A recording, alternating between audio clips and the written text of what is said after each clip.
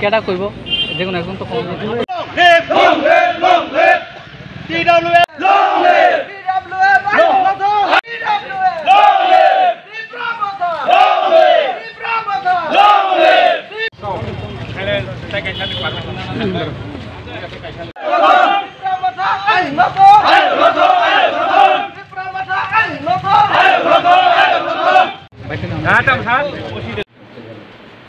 কোন কবিতা দুজন আছে বাচ্চা বলবো কবিতা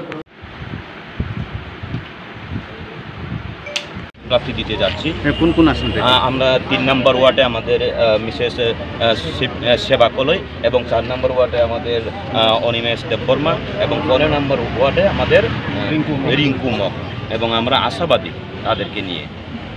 ধন্যবাদ।